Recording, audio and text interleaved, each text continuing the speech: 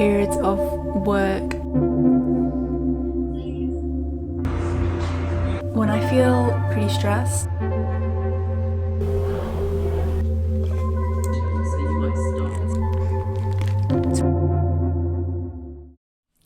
good morning. It is Sunday, a rainy Sunday morning. My nail varnish unfortunately did not survive having to give a presentation a couple of days ago, and so I'm needing to repaint them. However, I'm glad the actual nail underneath survived, because I think that's one of my worst anxious habits or tendencies. It's that I pick at my skin, and I know it's a very unhealthy coping mechanism for stress because it is painful and it distracts you, but it also is obviously quite unhygienic and unsafe, and also I always regret ruining my beautiful nails. The university has a well-being team, which I spoke about in my last video. They give me a kit for grounding, so there's something for each sense in there, and my favorite one is the touch one. It's this little wiry circle, and you can just play with it, and it really stops me picking. So unfortunately I didn't take this to my presentation, otherwise I might still have nail varnish. I really like red colours for autumn and winter, or maybe green. Here are my options. I'm gonna go with this shade, I don't really know what to call it. Today I would like to go visit the university library. The term officially starts tomorrow. Although I don't have any lectures until later in the week, I want to just review the information that is available to me. We have videos that we have to watch before the lectures, and we also have pre and post lab multiple choice quizzes. I just want to make sure I understand not only the course content but also how I will be graded before the semester fully begins, because if I can do little things to help myself feel more prepared, then why not, you know? When I feel pretty stressed, I tend to convince myself that I don't have any time to do anything, and I spend a lot of my time inefficiently worrying or procrastinating instead of just doing stuff and not worrying so much. So I think it can be comforting for me to know that I'm well prepared before I begin. Battery operated automatic circumstance stress that I still need 5 because it takes a bit to get. I go to doing daily tasks, always give it a TV, but no.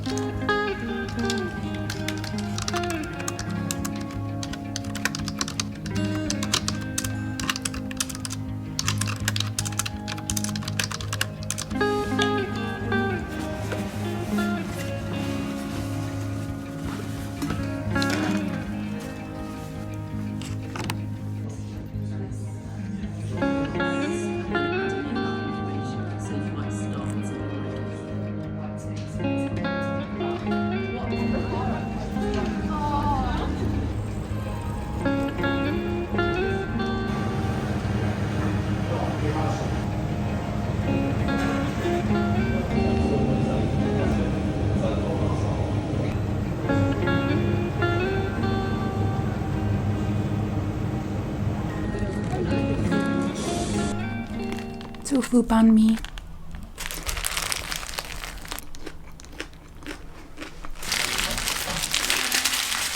It's 1 o'clock. That is my third banh mi in like the 2 weeks I have lived here, which now that I'm saying it is quite an investment into baguette, but they're so delicious and I just cannot get by without treating myself every so often to like nice good food. I have been getting a lot of suggestions to talk about like how I'm preparing for the semester and for uni. I made a video where I talked about this not long ago, but I wanted to share some more. I am mainly just doing work on myself, my mental health and my self-awareness. I think being very self-aware can be a little bit painful actually at times, because you tend to analyze your actions quite a lot, and although it can help you better understand yourself and why you do things and why you think a certain way, it also makes you think, why am I like this? And I'm always thinking about like my past and my present and how things could be different, and so it can definitely lead to a little bit of a spiral if you get too into it. I've been going to therapy and also university workshops, and I know therapy especially is not accessible for everybody, so I wanted to share some things that I have learnt or just what I discussed in this week's session. Obviously I'm not a therapist or a professional. These are just my notes. So if you are like me and you tend to struggle in busy environments, I just moved to a busy city and it's kind of a lot for me because I'm from Wales and there's not much going on where I'm from, and there's also not that many people, and so the moment I step outside here it is a lot for me and I'm still adjusting, and it will definitely take some time, and just like becoming more familiar with my surroundings will obviously help as well. But with my therapist we were talking about what is actually the worst thing that can happen when I am outside and feeling overwhelmed and feeling anxious. What am I actually afraid of? Is there a specific thing, or is it just like environmental triggers? And obviously this will differ for everyone. For me, I get very overwhelmed by like sensory overstimulation, so I help myself. I wear sunglasses basically every time I'm outside, and I'm always wearing headphones or my loop earplugs that I've shown before, just to kind of reduce the stimulation. It will just make the world a more welcoming place for you. So yeah, no shame in that. And I think my other issue with crowds and social situations is that I kind of have this fear of being perceived as me. And what I mean by that is that I kind of feel like I am performing a lot of the time, especially when I'm outside and I know people can see me. I feel like I have to act a certain way and almost hide my real self, and this is quite a fresh realization for me, so I'm not entirely sure what I feel so ashamed of or how this started. But my therapist was saying that I should try and connect more with the version of myself that exists when nobody is watching, and allow her to have more say in my everyday actions, because when you're locking away a part of yourself it's kind of neglecting you, and it sends this message that you're not good enough. And this is all like subconscious stuff obviously, but that is just something I've been trying to come to terms with recently. Like, who am I when nobody's watching, and how can I make more room for that version of myself instead of feeling like I am performing.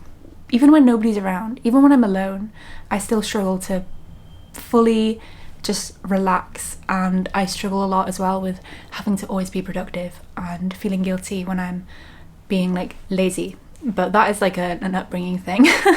Okay, and in the workshop I went to for university, it was about managing low mood behaviour, and I'm not sure if she was a counsellor or just a mental health professional in general, but the woman hosting the workshop was talking about activity monitoring, and this is essentially where you try to remain as objective as possible and you just note what you have done morning, afternoon and evening every day for a week, and you give a score out of 10 how you felt at each of those times. And there's also like extra things you can do, tagging your activities with either B for body, so like going on a walk, eating something healthy, A for achievement, so be that like you finished something on your to-do list or you got a good grade, C for connect, which is just like socializing or connecting with somebody or something, and E for enjoyment, so like hobbies, watching a film, playing a game, going on like a little afternoon walk to your favorite coffee shop. And the purpose of activity monitoring is just to find meaningful activities in your daily life, and also to find activities that perhaps are not helping you, that you just haven't recognised yet. For example, Wednesday morning today, I was awake at 7 a.m. I went to the library by 9 a.m. I had coffee and a pastry. I wrote a B for body because I walked to the library, A for achievement because it's been like my goal all week to wake up early and just get up straight away and not go on my phone or anything like that, and E for enjoyment because I got a coffee and a pastry for breakfast, which is like my favourite thing to do, and so I scored that morning an 8 out of 10. My notes were: try to reduce self-judgment and criticism so that you can learn more about yourself. Do not allow for negotiation within yourself. So if you want to do something and you plan ahead that you're going to do it, and then it gets to the moment and you're like, oh, what if I just don't go? No thinking. Stop and do. That is, yeah. So letting the schedule guide you and not your mood or your mind. Activity monitoring and behavioural activation is just increasing engagement in valued activities, behavioural changes in your everyday life, and the process is experiencing, reflecting, learning, and then experiencing again. That is all I have to say about that, but I hope it gives you some ideas, some food for thought. Honestly, for me, looking after my mental health and just general wellness activities like going for a walk and eating fruit and veg and showering regularly and drinking water, those things are way more important than like reading extra books for my course or revising 5 hours a day. Like, I cannot show up academically or even like for myself or socially or anything basically if I'm not taking care of myself in that way first. It can be especially daunting in the beginning, and this is not just about like going to therapy or a workshop or anything. It could even be just buying your first journal and writing in it for the first time. It can feel very odd and strange, and that is perfectly normal if you haven't done it before or you don't know people that have done it and it's not been something you're surrounded with or familiar with. It's perfectly fine to feel a bit out of place when you're doing that. When I first started journaling, I used prompts every single time, and sometimes I would be writing and I would just be like, what is the point? But then sometimes I would write and it suddenly just all starts coming out, and it just helps you to better understand yourself so that when things do go wrong or things are a challenge, you can do what is best for you, because we are all so different. I think that is enough talking. I'm going to answer a couple of emails, but I also just got a text message that my glasses are ready to collect, and these are the glasses I ordered in my last video, so I'm very excited. Emails, then we're going to get them.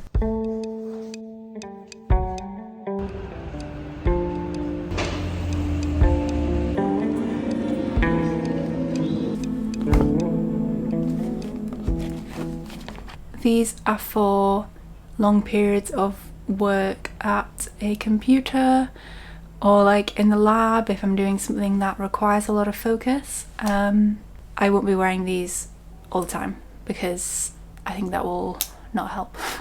And now it feels weird without them, so I don't know.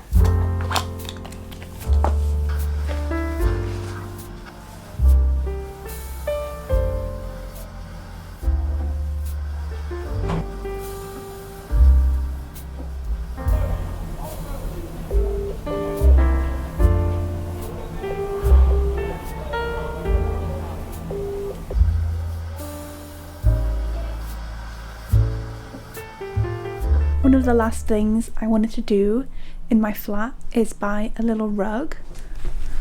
I just feel like this floor space could be a little more decorated and cozy. I was also considering cushions for my sofa, but I think those are less important than a rug, so maybe I'll wait until Christmas and ask for cushions for Christmas. The sun has set and it's kind of chilly, so I get to my coat and I'm just gonna go out, look at some rugs. That's one thing I love about being in this city, like the shops don't shut until 8 p.m, so you get extra time to mosey about.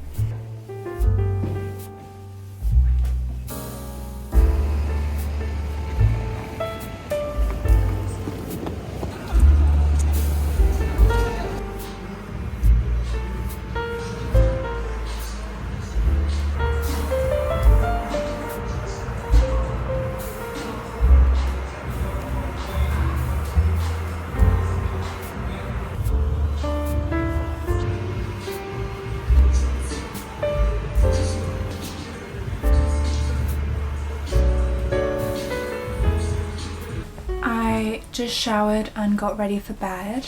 I just need to finish off some readings for my bioethics workshop tomorrow. It is my first university engagement, I guess, like my first lecture. Essentially, we've all been assigned one of 4 readings and we have to split into groups and discuss. Mine is on the characterizations of a reconstructed 1918 pandemic influenza virus, and so I've tried to apply what I learned today in my critical analysis workshop on questioning why the author has done things and not just accepting it and moving on. So when they say that they used BALBC mice, usually I would have been like, okay, but instead I looked into them and figured out why those are useful for that type of study. So I've really tried to engage with it, whereas I feel like in my undergrad especially, I was a lot more passive and almost just trying to get by instead of actually learning. I don't have much detail on what we're going to actually be discussing, however, because it is a bioethics workshop, I'm guessing it will be questioning the ethics of this paper. I also have Twilight on. I've seen Twilight so many times and I kind of feel like it's a comforting autumnal film. I'm watching Breaking Dawn Part 1, which is the 4th film. Yeah, those are my evening plans. I'm really glad that I am ready for bed now and my hair's clean and my face is clean and I'm in my pyjamas, because I think past me would work until like midnight and then go to sleep with my makeup on and stuff like that and then wake up feeling bad, but I am putting myself first. But yeah, I've had a nice day. I wanted to buy a rug, but I didn't know if the ones I saw were a little bit small and I didn't want to make any rushed decisions. I guess tomorrow is like my first day of uni and that will be a whole new video, I suppose. I hope if you take anything away from this video, it's that you can't help others until you help yourself. And for me, I can't make meaningful contributions to my work if I don't really look after myself first. And sometimes it can feel such a chore to care for yourself, but really it is such a privilege. And if you can change your perspective on self-care from something that's time consuming and kind of disruptive to your productivity to something that aids you in reaching your goals and just enjoying the human experience more. I love to feel really present in the moment, and I cannot feel that if I'm not journaling and taking time to just think. And that can feel very scary sometimes, because if you have a lot of negative thoughts or you spiral pretty easily, you can feel a lot of resistance to just kind of like sitting with your thoughts. But sometimes you have to try, and that is why I am here in this new city and I still don't really know anyone and I'm putting myself out there, even though when I first got here I felt so much like imposter syndrome, I guess you'd call it. Like I felt really unqualified and like I would not be able to perform well on my course and that it was a waste of time and money. But that is just me trying to convince myself I'm not good enough without any actual evidence. I'm so afraid of failing and experiencing something new that instead of just trying it out, I would rather never find out, even though I might be successful. So I am glad to be here and I'm going to work now and stop talking. See ya!